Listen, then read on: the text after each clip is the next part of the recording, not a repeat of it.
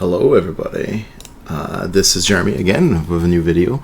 I know I'm probably pushing like very slow releases, but honestly I just have a lot of things like that is distracting me from the game, and also from the fact that I want to actually play some games and get some good feelings before, with like hands-on practice before I make any criticize or like, you know, basically introspection about the way the game is and how it's playing.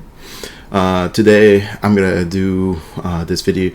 I'm gonna cover Kharadron Overlords, and this specifically that leaks, so it's not the full Battletome release, right? This is the unofficial like leaks or official leaks, however you want to call them, about the army. Won't go too much into army list and so forth. I'll talk about like core components of the army that I think are important. I did play about roughly 5 games with this new book. Obviously we don't have official points, but there is points also leaked as well, so I kind of use those as a barometer with about like 80 points off, like just to basically say like, wait, I don't really know if this is official points, but 80 points down sounds like maybe it's potentially like okay. But so take that with a grain of thought about like my takeaways. But like I said, I won't cover a list specifically. I'll cover like kind of combinations and combos. Now, the internet, as I understand, hates this book from the index.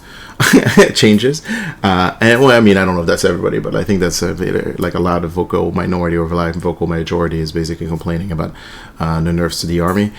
The nerfs aren't really nerfs, in my opinion. They're the big change from the last book that I think people are complaining about is the change to the Transport Skyfarer rule. The Transport Skyfarer rule used to basically trigger an index of any move ability that included power through, redeploys, and so forth. And now it only works during your movement phase and on non-charge move. I do love they specify non-charge move in there. I don't know how you could get a charge move in your movement phase, but whatever. It's just like extra like redundancy to just make sure nothing happens. You know, you can't do anything sneaky with it. Maybe there might be an underdog mechanic in the future that allows you to charge in your movement phase. I don't know. Either way, they basically made it so you can't basically reset your units and other sequences other than your movement phase. And specifically, they didn't nerf the frigate one, but they did nerf the generic one, which I know for a lot of players was like, you know, like a big gimmick, an important part of the army that like functioned, and it allowed them to win games through basically like their opponents not really understanding how much movement shenanigans this army brought. I don't consider this a nerf. I consider this like more, like I would say, describing as like fair play. It's not really fair play either. Like, one of the problems with that mechanic, if you've played against KO players, is it just eats time in the round, because they have to reset up the models, and they're typically like requiring them to be very particular and meticulous of like this positioning. So it could like, I mean, if you put them on a clock, some players would probably run at a time, but it's not fun to play Warhammer in that like basically manner. Don't get me wrong.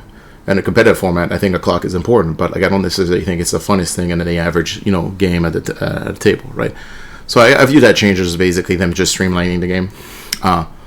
One of the things I will caveat about this book, and especially people who are negative about it, I think too many people focus on like, and this is the traditional, by the way, this is how AOS used to be for a long time. You focus on the army rules as like the de facto, like, is this going to be a good army? Because typically the war scrolls don't change that much from edition to edition, but the army rules can change quite drastically. So we gravitated towards the army rules as the de facto reading of how the army would perform, like in the changes of books. The army rules in this book, like, and much like the other army Battletomes that preceded, didn't change that much mechanically speaking. You got a little bit of tweaks there, you got a little bit of adds, you got a little bit of takeaways, but not, like, if you just at face value read the army rules, you're like, nothing really changed.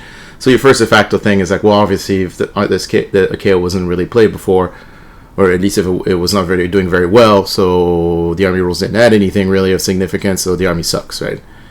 The difference in this Battletome, I think, versus a lot of other Battletomes, is all of the war scrolls got so much better.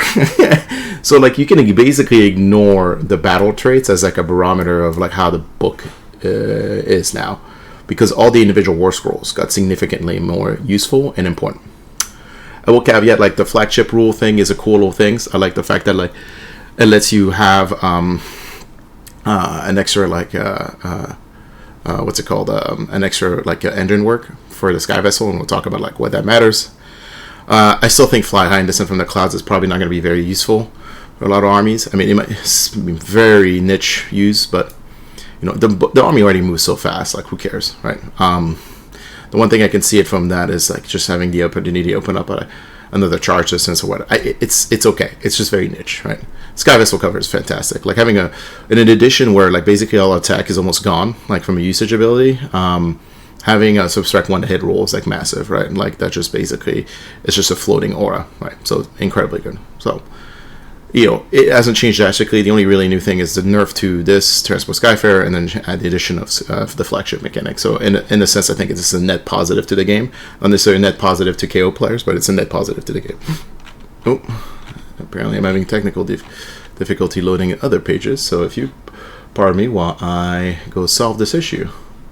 Da, da, da, na, na, na, na, na, na, na, na, na, na, na.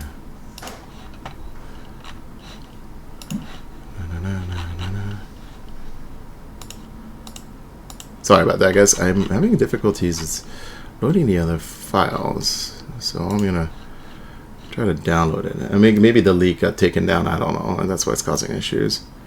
Who knows with this sometimes. All right, let me see if this solved our issue. Kind of. Yes. I just have to zoom out a little bit. Okay, perfect. It's solved the issue. We can continue. Sorry about that.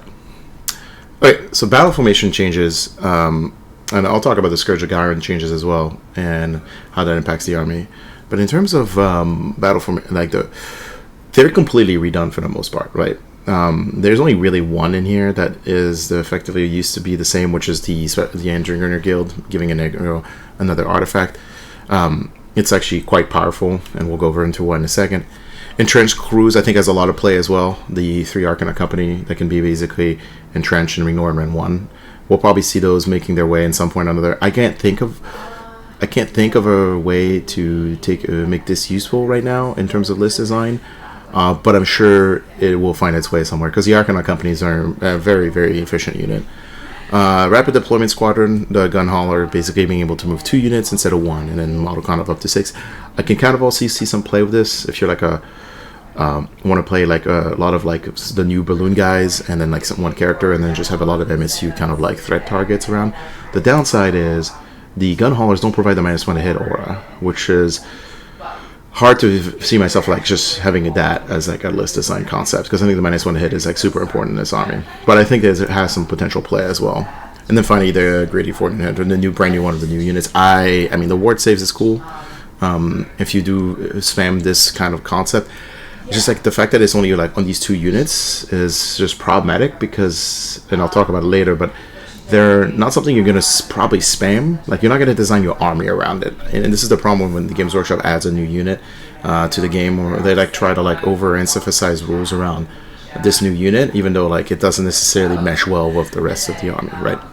So, great formation. My personal favorite, I think you'll see a lot of, is the extra artifacts, and we'll go into why in a second. I'll go back to the heroic tricks, so I want to talk about the artifacts. So first, you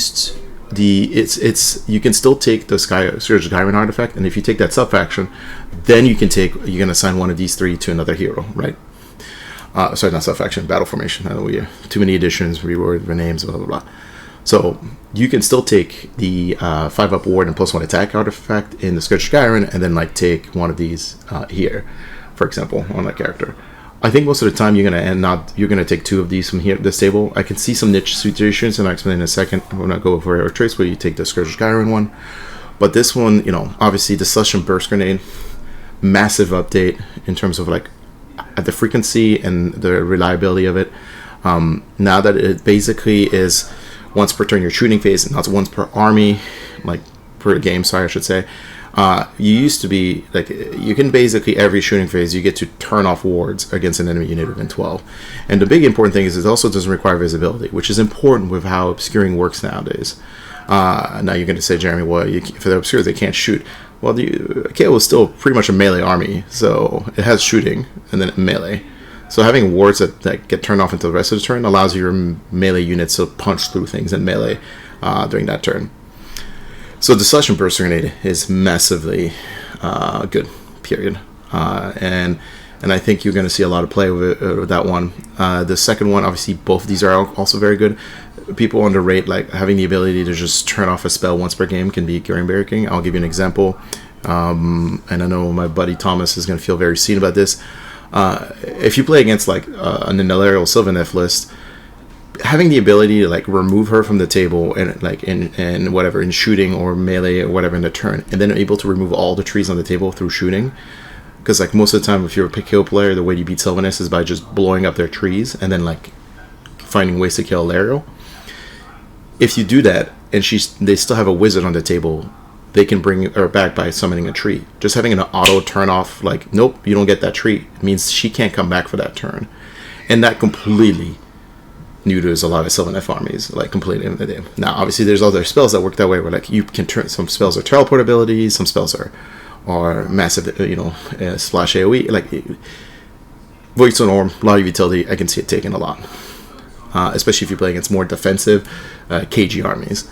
And then you have the Bamboozling Flat Guns, or we'll just call it the Bamboozler for a short abbreviation. This one is also very good, and you'll probably use this one against a lot of more aggressive armies. And the mechanics of it is it lets you potentially remove, it's not guaranteed, a dice roll out of somebody's charge pool. Now, I had a rules interaction. I'm guessing because you're removing the dice, it's considered a modification. So I'm not sure if you can do it if they reroll the charge.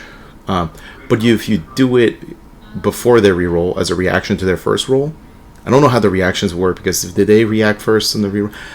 I'm not sure. Maybe I'm wrong in this reaction. I'm just wondering like how this works with like a modification mechanic. Because if it doesn't, like if it basically you can't use it if they reroll it, then you're like, okay, well that sucks. The reason why you want to basically use this is most of the time it's like if there's a big melee unit, and let's say the average rolls is 7, and typically the most common denomination of a 7 is a 4 and a 3, right? If you basically remove the 4 out of the pool, most charges will fail, right? Unless they're exactly like 3 inches away from you, right? So like that's the reason why Bamboozler is very good. It's because of that interaction, right? Just having a propensity to make failed charge, to force your opponent to fail charge. And even if they can succeed that charge, they might be trying to corner charge things, or they need or they want to go through past the things, because you're not exactly a super screen heavy army. They want to go past your charge. Like being able to reduce their charge distance makes it impossible for them to necessarily get into the thing they want to as well. So incredibly high value artifact against very aggressive armies. Now, in terms of heroic traits, I mentioned earlier, you might still take the Scourge of Gyron one because you want the +1 attack and 5 up ward. Like, let's say you put that on an Admiral on foot, or like the Engine Master on Dirigible suit. With the Combat Grafter heroic trait, you actually have like a pretty decent meaty, like kind of like you can push some damage through in melee. And I think it's important to not ignore melee for KO. I think the army functions best when you use all of the tools available. That includes the mortal wounds and movement phase, the shooting, the mortal wounds and the charge, and then the combat sequence, right? Like, so everything's like significantly important. So like having extra squeeze value. And also additionally, it's the other battle traits are not very super good. The Shrewd Opportunist, I think, can see people taking it because they're taking the entrench mechanic for the Arcanauts, because it lets you basically move 2 Arcanaut units upfield, but they only move like 4 inches, so I'm not sure that matters as much. You can use it on the balloon guys as well, so it lets you get balloon units like upfield, maybe because you're trying to alpha strike them from balloons, but I don't think that's good either. So I'm not sure. Like, this one feels okay, it's just not sure how it works effectively. And then last one, Bold as Bad, has 5-2 control score, which can get pretty funny with some interactions, because if you have a code right, the generic one on the Scourge one, you can give like a unit plus, the character plus 10 to OC, so it's in their OC 12. Because you have +5 from this and +5 from the code right, and that can be significant somewhere. But I think in reality, Comic Grafter is probably going to be the one that's taking the most, especially since you're probably taking an Admiral most games. Alright, catching up on some hydration. Alright, they're great endrinworks. I will caveat that this does not conflict with the Scourge of Gyron Sky Vessel upgrades. So you can still take one of the Sky Vessel upgrades and an endrinwork on the same boat. And the reason why it's important, and not my personal favorite one, is always the. I mean, I love the +2-inch movement characteristic. Having the +2-inch movement, just like on any boat, just especially a frigate, makes it more relevant and threatening, and also lets you like drop bombs more efficiently. And then like the deal breaker ram on the frigate, because the frigate wants to charge. So all of a sudden you have like an extra 2-inch movement, and you have the mortal wounds in the charge phase with it. So like the combination of those two is fantastic for me. Then you'll probably see a lot of people take tracer fire rounds on the Ironclad, just because the Ironclad is your most point efficient shooting unit in the game now, and it's just like having the ability to just ignore negative modifiers to hit rolls means that like you can shoot guarded heroes without -1 to hit, or any it's just you're gonna take it. It's just very good. Now granted, you have to shoot all your shots at the same target, but who cares? Yeah, like I think with shooting as in general in KO, you kind of won't want to overkill your targets because you want to make sure they're dead. The other one I think is probably going to see quite a few kind of a little bit of play is the extra +1 to roll on the bomb rolls, which is pretty good. The other ones are like too marginal or too niche to matter, so I won't go over them as well. Like they're not bad, but they're just gonna overshadow by the other three. So in the new flagship rule, it lets you take, like I said, let's say you build a list that's got an Ironclad and a frigate. Frigate gets +2 move and gets the deal breaker ram for the mortal wound trigger like ogres on the charge, and then you can give the tracer rounds or the collapsible bomb rack to the Ironclad, and then all of a sudden like you have a pretty good like energized and synergistic like basically like take all comers. The one thing about the Ironclad ones, since you're not picking in list creation, you can pick any of the other ones. You cannot pick duplicate ones, if I remember correctly, which is too bad, because having an extra 2 inches on both boat would have been pretty fantastic. But tracer fire rounds is pretty good on the Ironclad, especially since the minimum range is 18 on its torpedoes, which is like nuts, and we'll go over that later. Brock really hasn't changed at all. I'm not going to cover Brock too much. Brock is great.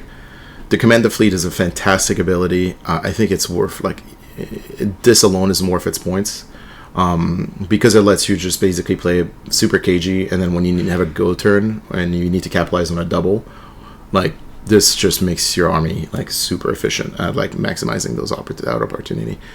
The problem is he's the War Master, and he's also expensive. The War Master is less so a problem, but like the 260 point tag, it's because of his shooting profile. Like his shooting profile is incredibly good, don't get me wrong, but in this edition with obscuring and how everything works, like it just feels like the boats having I want my boats to shoot. He's effectively a boat shooting in a sense, but I don't know. If I wish this command the fleet ability was like somewhere like an unlocks in another war scroll, because like it's locked beyond a very very expensive price tag. He's still really good. Like Brock is good. Period. Like it's just really good for your army. It's hard to like design an army with him around it without sacrificing a bunch of resources as well. So Brock highly rated. The changes to the Admiral are very very good. I believe he lost 1 Ren, but he gained an attack in the Scalp Hammer, if I remember correctly. The weapon profiles are like I said, like the shooting is whatever, but the Scalp Hammer, like if you give him the extra attack with the Scourge of Gyron, so he's 5 attacks, and they all strike twice, so you have a guy with potentially like 10 attacks, 3s and 3s, Ren 1 3 damage. It's pretty good. I mean, like especially since like he's a 3-up save of a 6-up of 6-up save, 3-up save of 6 health and a 5-up ward of the artifact as Gyron, like he's pretty tanky. Like nobody's gonna really fuck with him. He's also a great target for picking the Celestial Burst Grenade, because most of the time he's following around. Like you're gonna want him to follow your flagship, which is typically going to be the Ironclad, and you want whatever your Ironclad is carrying or whatever the Ironclad is gonna shoot at to not have a ward save. So he's pretty good in that regard. Now, in terms of like his new changes to his rules, giving the flagship the ability to reroll 1 dice to hit in your shooting phase once is very good. I wish this wasn't once per turn, but I get it. You don't want to spam admirals. And then also picking a Sky Vessel whole even 24 of this unit, and they get add 1 to attack to characters and ranged weapon. Also very good. Especially, guess what? On an Ironclad, because it gets 2 extra shots effectively. Because all the changes to the other boats is 1 shooting profile, except the Ironclad has 2. So Now you have like you're making an ironclad like reroll 1 hit roll and have 2 extra attacks for like a 150 point package. Like, this guy's fantastic. He's also a great carrier for an artifact because he's very tanky in regards. So love him. Dreki Flint hasn't really changed at all. I still think he's actually pretty good if you're looking for if you already have an admiral for your ironclad and you're looking for a character to support your frigate. Like, he's quite good at that because your frigate's going to carry your melee elements, and having a reroll run and charge rolls for free, pretty good. Like, I think you'll see him have some play. His shooting profile is also pretty good. I mean, it's basically on par with like the second profile on Brock. So with upside. So in a regard, like, you'll probably see him get play as well. Nothing new really about him. He doesn't no longer steals artifact. I think they actually lost that in the index as well. He's fine. He's good. This new no chemist thing guy, I think, is actually quite good. It's just going to be hard to fit him in the army. Like, you can think of it as a pseudo Callus and Toll replacement for the army. It's like, you look at his profile and you're like, well, his shooting is okay. His melee is like meh. But the fact that he doubles damage and all his attacks against Priest and Wizard Manifestation makes it very interesting in some matchup, right? Like, and being a movement 12, like, and you can use a frigate to like get him. Like, really his job design is to remove like support heroes, like support wizards and carriers. Like, he's Callus and Toll basically, and you get the upside of having a 5-up ward if your units are holding even 12 of them against spells, prayers, and manifestation, which is not insignificant. So like, he's pretty. I just once again, it's gonna be hard to fit him in some army design, right? I don't hate it. I actually think he's. I want to find ways to like make him work in the army. The Code Right, fantastic guy. I mean, he's just such a cheap hero.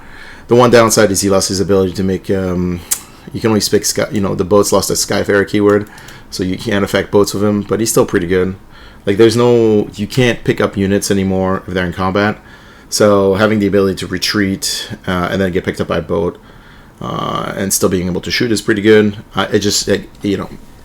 If you got 80 points somewhere, like, I think he's worth considering for sure. I think he's much better than, like, because of the changes to the battle and the army. Like, he's much better than he used to be. Like, 'cause before it was like, why even bother taking him? But now there's like an actual incentive. Probably still not going to see him very often, unless maybe people like the Scourge Skyward one. But I'm not I'm not beholden to that one either. Endrin Master, probably going to see a lot more play now. When we talked about the retreat mechanic, Endrin Master basically allows you to effectively make one boat always able to retreat or run and shoot, which is really relevant for the Ironclad. And this is not a rule anymore. This just happens. I think you're going to see him. I think the Ironclad is always going to be an Admiral and an Endrin Master and then 20 Argonaut, because it's exactly the profile of carrier. I think it's just incredibly good. I should mention that I know this is obvious for KO players, but like for people who don't know KO, units that get moved in their movement phase with the boats cannot charge when they are set up, unless you have a frigate and you use the frigate mechanic. But like, you should caveat that. Like, so like, even though I'm moving so far with this Ironclad, like, those guys aren't going to charge, and that's okay because of let's go over into the Argonaut mechanic, or why like that doesn't matter as much. All right, so I think this is very good, and on 2-up you get to heal boat, like, or the new terrain feature. He's pretty decent profile combat. Like, I don't see any downside of him, and I think he went up a wound. I don't think he used to be. I think he used to be 5 wounds as well. So really good. Other Chemist definitely got a glow down. It was already not making his way into list, mostly because his mechanic was a 3-up. It's still a 3-up, but that only affects Argonaut Company, and then it's okay. It's not great. You're not so much squeezed for points for characters, you're squeezed for transport capacity in your boats, right? And that's because you lost the ability to get extra capacity in your boat, especially the Ironclad. We used to be able to add like extra capacity. So now that you're limited in terms of capacity, it's just really, I think it's not necessarily his rules are going to be a downside, it's just the fact that they can't really fit. I think you'll see him more in armies that want to do the entrenchment Argonaut army concept. Just because subtract that one from charge rolls is pretty good, and then also the fact that like you can give one unit like potentially a +1, right? I hate the fact this is a 3-up. Like, if you're going to make something a once per turn army restriction, and it only affects one unit type, why is it a 3-up? Like, I understood when you could do this or like any random, like on Thunderers and so forth, where like, you know, you were worried about like or like even like the shooting from the balloon guys, you were worried about like making something a little too efficient in shooting. But I mean, I'm not that Arcanon's banned shooting, but I'm like, if you're gonna go through all these restrictions, Games Workshop, like, get rid of the randomized mechanic. Like, this is, especially for its point cost. Okay. Now we get into the new unit. So I will caveat that I've played the Salvagers, 1 to 2 units of Salvager pretty much every time. And the reason why it's like I said, it's because of a capacity issue with the boat more than anything, but I've come to really love the Salvagers in terms of the games I've played. One of the changes to the list because of what the Salvagers unlock is you can run 6 Sky Wardens and 5 Salvagers and a frigate. And the Salvagers are incredibly, much more point efficient than having a second unit of Sky Warden.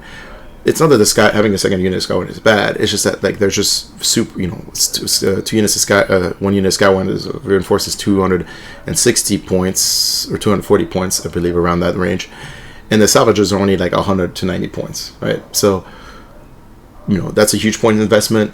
And yes, you lose some output obviously from melee, but you gain this like support mechanic, which allows you to make sure that your Sky Wardens are hitting on 2s potentially, right? Because you can get all out attack, you get the one hit roll if they're fighting on an objective, and then all of a sudden like you can make sure you push damage. And they're the reasons why I've considered like dropping Brock out of my armies, because the extra attack on the Sky Wardens is nice, but it always feels a little bit overkill because these guys are just making the units fighting always kind of efficient, and they're actually no slouch in combat either. Like 3 attacks with crit 2, 4s, and 3s, rend 1 damage, potentially rend 2 with their mechanic. Like, I don't know, it just feels like overkill with what do you do with 2 units of Sky Warden and Brock. So I'm just kind of like leaning to just 1 unit of those and 6 Sky Wardens from my play tests. I really like this unit. It's not overpowerful. It just does really good things. And the fact that this isn't a once per army limitation, I can see why you take multiple units of those, and so forth. The Harpoon Crews, I don't hate them. They don't do much for me. Like, I think they're just a really efficient screen because of the way like Light Engine Pack works, which is the way River Blades work. Similar mechanic. The difference is that like a River Blade, when the River Blades when they get River Blades, you can kind of use aggressively to like punish your opponent for bad positioning.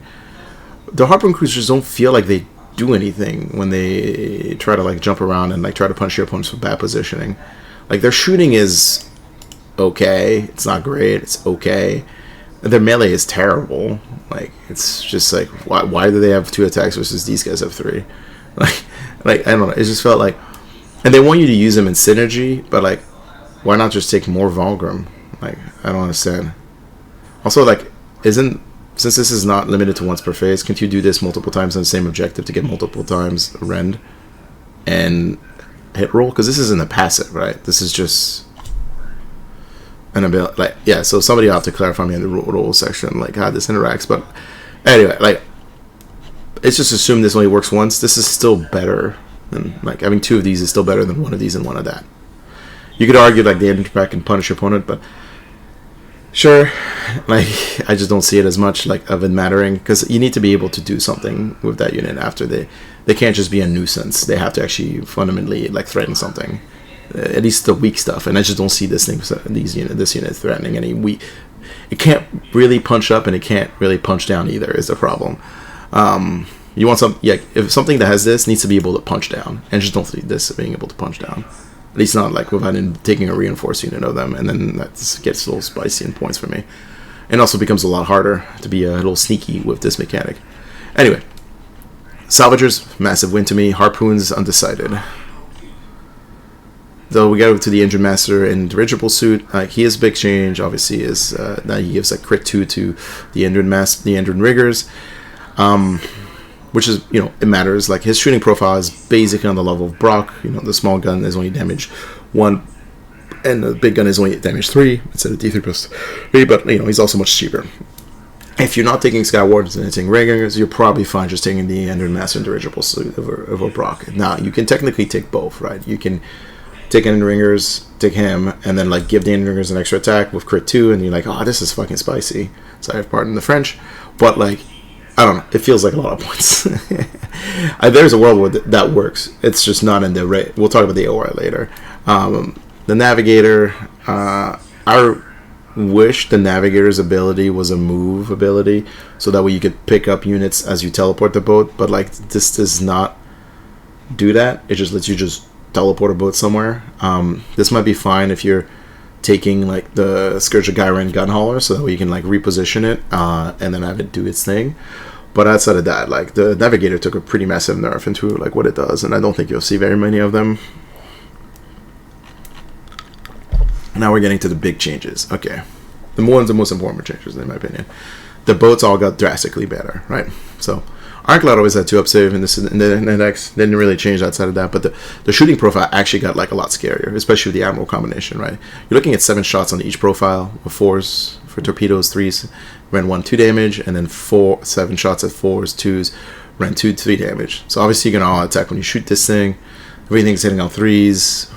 And doesn't matter if they're -1 to hit because you have trace around. You're shooting the same target, and then you get to reroll 1 great Sky Ordnance Cannon, like, miss, and then you're winning out to, like, it just pumps damage. It just pumps, like, consistent effectiveness pump. It's what you want to see in an Ironclad. It shoots well. Then they gave it all the boats got a mechanic like this. I think there's a typo in the Frigate one because the Frigate one and the Ironclad has the same name. I don't think that's what they intended. But right now it has the same name.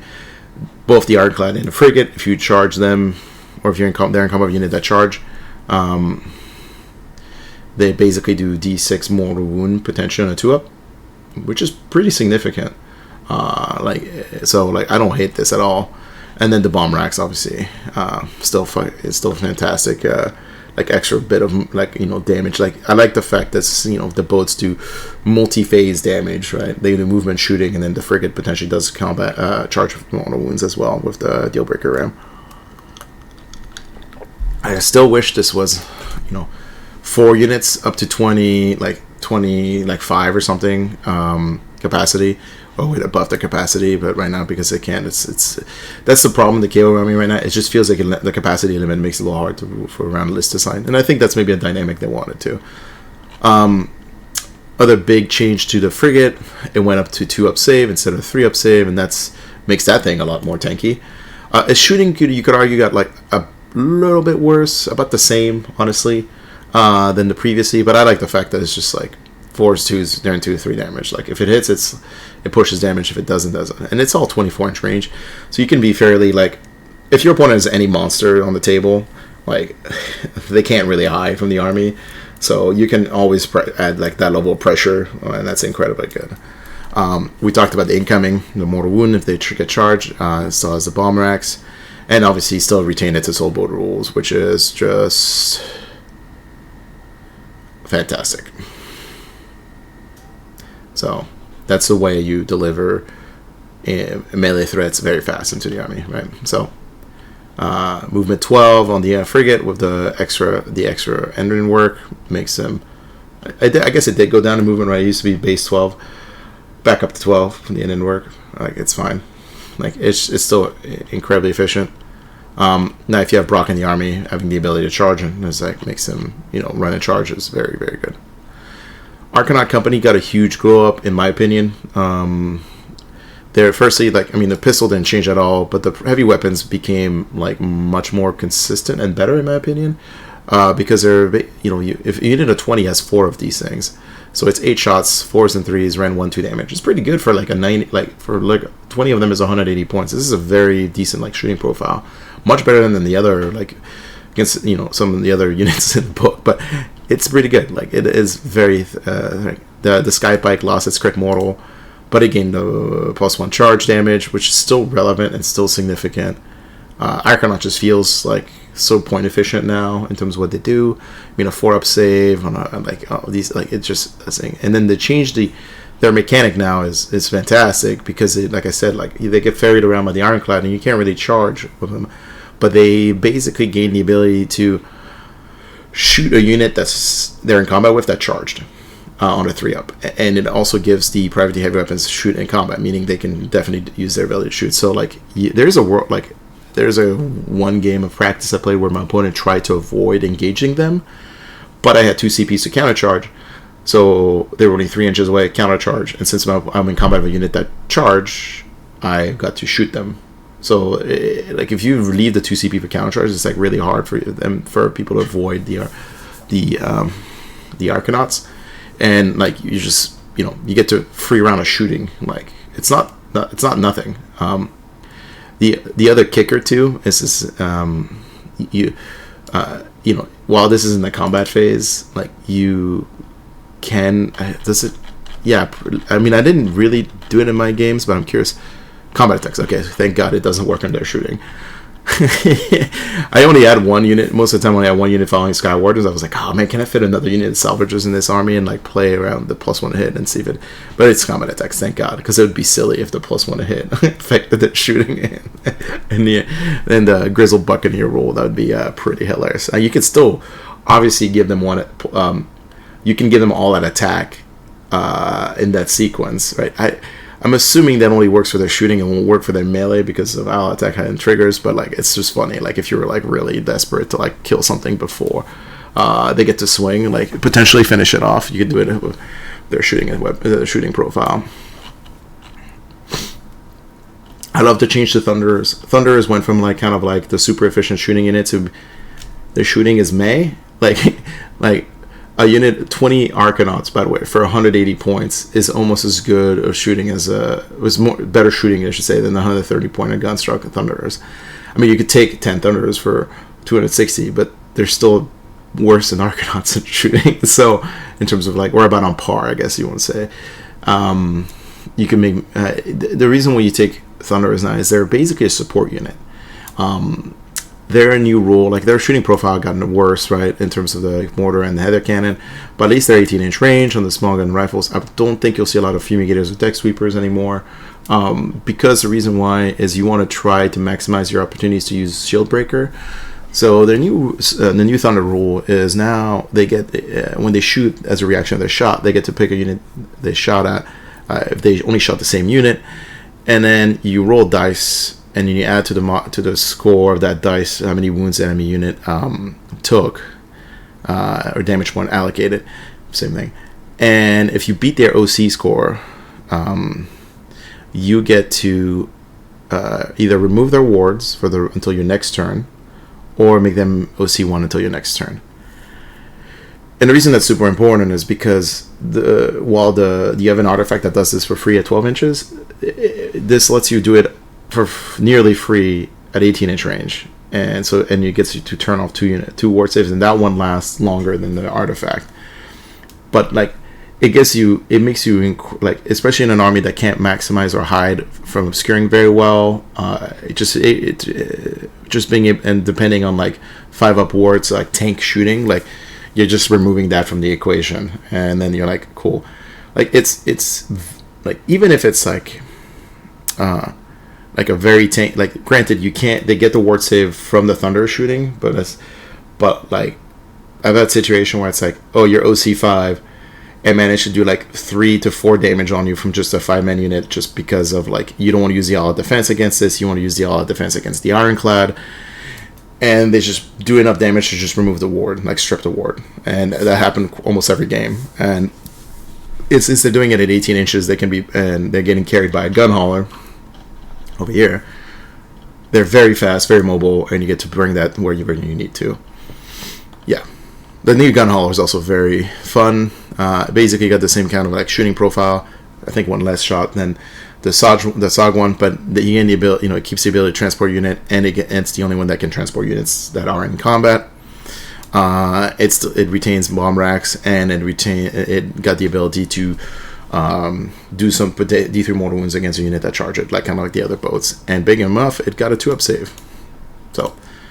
Still a very relevant unit, and I think the combination of both of them together is just like, it's I think 140 points for that gun hauler and 130 for the Thunderer, so 270 point investment, and you have a mobile OC1 or stripping wards with like decent, like, you know, basically shooting profile speed. And yeah, this combination seems like, I think every KO army is probably going to take, in some sense or another, like 5 Thunderers, and maybe with gun hauler or not, but like the 5 Thunderers seems like a solid like choice now, and you're not using him to, you know, be pushing shooting damage. You're using him to just for their support ability, right? So now we get to the melee guys. Honestly, the Sky Wardens got probably the biggest. They both got nerfed to a certain extent, but like the big changes are they're all 3 up save now instead of 4 up save, so they definitely went up in durability a lot. But their shooting didn't really change. The issue. Okay, so this is me picking on Games Workshop. If you're gonna give KO like melee units with special weapons, but they drop their melee weapon for the special weapon, like, go back to the drawing board. Just let them keep the melee weapon.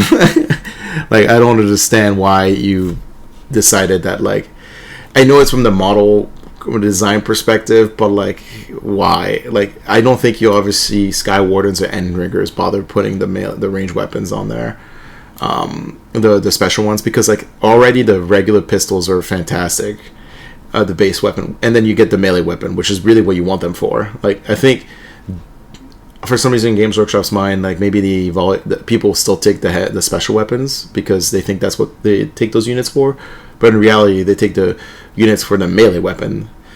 They don't take them for the special weapon. So it's like, Games Workshop, if you want people to take and assemble the alternative like special weapons, just let them keep their melee, the actual melee weapon that matters. Please. Thank you. The TED Talk's over. So the other big change, you know, obviously to Sky Wardens is the charge damage, like, you know, no longer crit mortals, but, you know, +1 damage on the charge. It's significant. I actually preferred it over the crit mortal. You know, I think people would disagree, but I don't know. I feel like, because really what ends up happening if you're playing KO correctly, like, your charges are opportunistic at best, and they're not necessarily like the charges that like this is not where your ability to like pressure your opponent like necessarily entirely comes from. So I rather have the extra damage over the crit mortal, especially since now you consistently remove wards off things. Like, just go for a higher value, less spiky. And like I said, they pair very well with the Salvagers because they're 2s to hit and 3s to. So definitely good. They kept their end of turn mechanic with the retreat, and that's super significant. Where we talked about how boats cannot pick up units in combat anymore, so having a frigate in a way that can benefit from power through, and then they can retreat as well, it lets you set up yourself for you know, winning a prio and then recharging in with those 2 units, versus before it would have been almost impossible to do unless you had a code red made a 3-up on the Sky Wardens, and then an engine master who allowed the boat to retreat. So that way the boat can retreat, so can the unit, and then you can recharge and do, you know, whatever. Recharge the boat. Actually, no, you can't even recharge the frigate because the engine master doesn't let you recharge. It just lets you shoot. Yeah, so no, power through is very important with the frigate and this ability.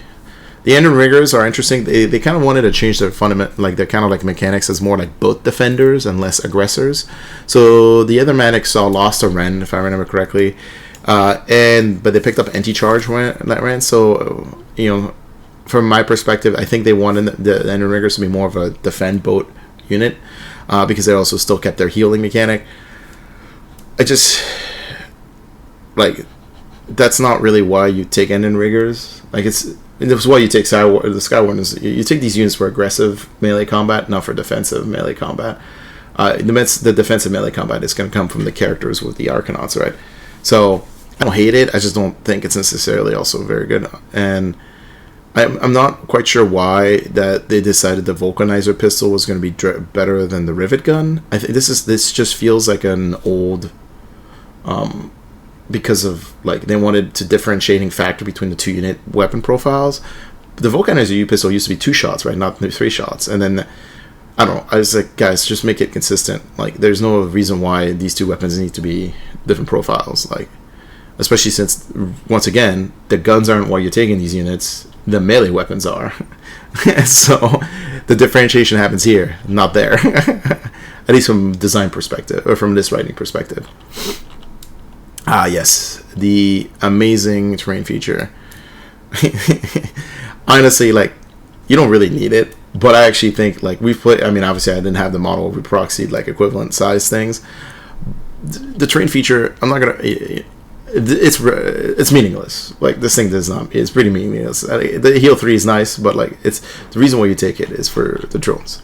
And it's not even for what the drones do. The drones are, like, abilities are, like, whatever. Like, they're whatever. The reason you take the drone, the reason it matters is these guys are a war machine, and they move, so they block teleports. That's why.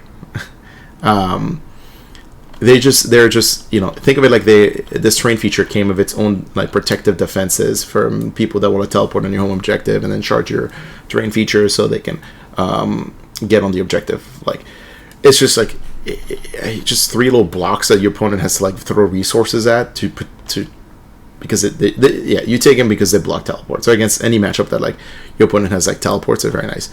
The only one that does anything, in my opinion, is the one that explodes. But, like, it's, you take it for blocking teleport. I'm getting to the AOR section. I'm not going to cover the Pioneer Outpost because I have I think those leaks are missing a page or 2 for it, so we're not going to talk about it. Like, I don't want to have a formulated opinion on it.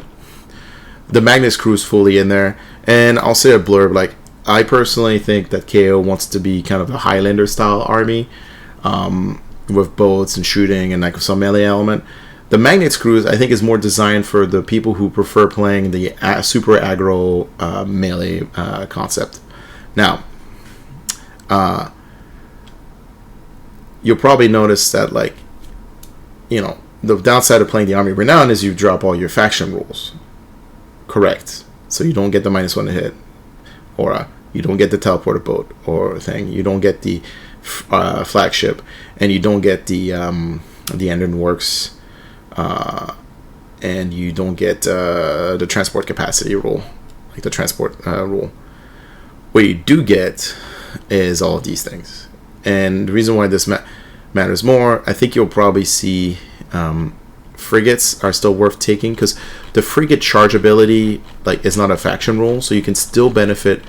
You can still take a frigate and, like, have it charge and, like, picked up unit and strike first, so you'll probably see frigates in it. Actually, I want to make sure frigates are an option. Yeah, frigates are an option, so that's good. Well, before I was going to be wrong, but the big thing is that, like, you it gives you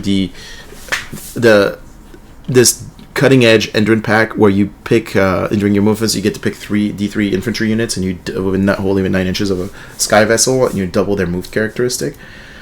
So that makes your reinforced units of, like, Sky Wardens or Salvagers, you know, move 24 inches. And so that's why you're going to see this army being played. It's for the guys who want to play melee KO, because now you can really buy infantry blocks and don't have to overinvest in the transports. I think maybe you probably run 1-2 frigates, or just 1 frigate and an ironclad, but I think typically you're just going to probably see 2 frigates because you want the strike first mechanic. And you take Brock, obviously, because you want the 5-up ward aura, and also the fact that he gives +1 attack, because this is a melee army. And probably, can you take an Endrin Master Dirigible suit, because you're probably going to have 1 unit of Endrin Riggers, so you can maximize all the synergy. You might even only see one. Honestly, you might even only see only 1 frigate. So in this list, like, I don't think you need to be over indexed on that. You need a boat for the Sky Vest, the double move, but you don't necessarily need the boat for shooting, right? Because this is going to be a mostly melee speedy army. And then, you know, pay your debt, like having the ability to pick an enemy unit in the battlefield and be +1 to wound and get for combat attacks against it. Once again, this really fits the melee profile of the army. The battle traits, there's more battle traits. You have once per battle, you can make one of the Sky Vessel ignore rend, ignore up to D3 Ren. That's pretty good, especially because you have a 2-up save boat. So for one turn, making that boat incredibly tanky is super good. Even if it's just ignoring Ren 1, it's very efficient. And then you have a constant barrage. This one I specifically like a lot. Basically, you pick a unit that had any any damage inflicted by any of your units, and then at the start of your next turn, each time the target ends a move within 10 inches of any of your units, they take a dirty D3 mortal wounds, like the D3 and 2-up, and that can be significant, especially against like things with high save profiles that like are more melee focused, like taking D3 mortal wounds potentially in the movement phase, then potentially in the charge phase, is pretty good. All right, so. I like it a lot. If they can even power through, maybe even take more D3 mortal wounds. Anyway, it's good. The command traits are kind of strange for me. Obviously, the reroll redeploy is very useful for this army. I think you'll probably see that a lot because you can use that aggressively and defensively, but it's only for the infantry, not the boats. Add 1 to hit for shooting attacks made by sky vessels that target an immune combatant's unit. The flanking fire. I see too many steps required to make that happen consistently. It's not bad. It's pretty interesting conceptually, especially if you're gonna play more like both shooting heavy version of this. But it seems hard to manifest efficiently, right? What else? Aerodynamism. This one's funny. So there's, by the way, in this AOR, you can if you don't take Brock, you can take an Ironclad and make it a hero keyword. So you can put all these on Ironclads. An Ironclad. I just don't think it's. I think you take Brock anyway because you want the extra attack more than anything, and you want to be able to like run and charge a frigate upfield, right? And then you have aerodynamism, so -1 to be hit if that hero made a moved ability that turn, which is okay, but like against your opponent's turn, that requires you to basically either redeploy or pile in first, or something to move before to get the -1 hit. So I don't know. This one feels like very hard to use.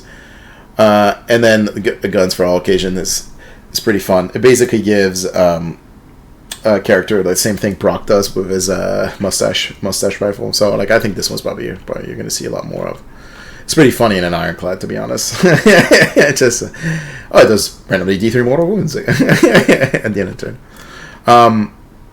That's it for like the KO army. I know there's the RRs on the bottom, and we should cover the RRs, but the RRs really are for other armies, and not the KO book. So, but yeah, this was a lot, and I talked for almost nearly an hour about this, and you're probably going to be very bored listening to me ramble on about KO. But as I said, the KO army is much better space than it used to be. It's still incredibly NPE, for your opponents to deal. The army is still like very much an alpha strikey army, and it has high volume and high quality. Like in almost every phase, it does things. So yes, its army rules is not very great, but the fact that all the war scrolls are so good for their points, it makes the army feel incredibly efficient when they're doing what they want to do best. I didn't mention earlier in the video that I was going to cover like elements of like army design that are important. I think I've kind of pseudo hinted at them throughout the video, but I think 20 Arcanauts with an Admiral and an Endrin Master and an Ironclad is like a super good core. Then a frigate with 6 and Sky Wardens and 5 Salvagers, super good flanking melee combat resource, and then 5 Thunderers in a gun hauler is incredibly good as well.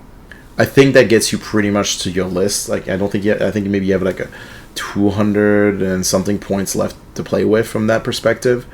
But if that is that is the basis of how I would design the KO army, and probably like all the KO players in the world are probably like, well, you can't, the obscuring makes it so hard to shoot, and like you don't get to benefit from shooting. The KO shooting isn't relevant in the sense of like it's trying to table your opponent. Like they want the obscuring mechanic to prevent alpha strike capabilities from shooting. Like yes, they can still benefit from it later in the game depending on the mission pretty effectively, but like it's not. A lot of armies can't benefit from obscuring when they actually have to go sit on points like fully. Some armies can, but not all of them can. So you have to conceptualize the shooting aspect of KO to be more of like removing big threats that can't benefit from obscuring early, and then using your shooting in combat to basically wipe things off points when they have to commit to it. And like, once again, floating yourself around 15 to 18 inch range away from your opponent makes it really hard for some units to like really want to reach that. And the fact that your boats are giving -1 to hit aura and have a 2-up save now, it's really hard for your opponents to like punch through things. Like I said, like the 20 Arcanauts is a very, very hard unit to like chew through. Even if it's only one and you decide to try the battle formation and this concept we described, like as long as you basically are never playing, like you're never getting a double, like those 20 Arcanauts are going to be -1 hit and Ren 1. Like it's just very hard to remove off the table, right? So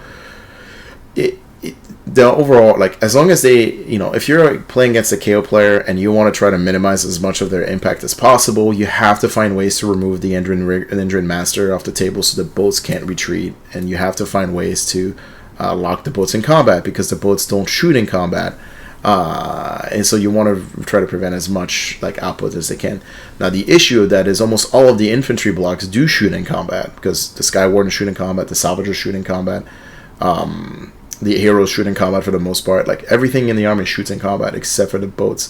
So it's weirdly finding this balance between like, how do I minimize like these threats? And I think that's the issue a lot of players have against KO. It's that like it feels when you're playing into them that the game is like unfair because they're kind of ignoring all these rules and they don't play the game the same way as other armies.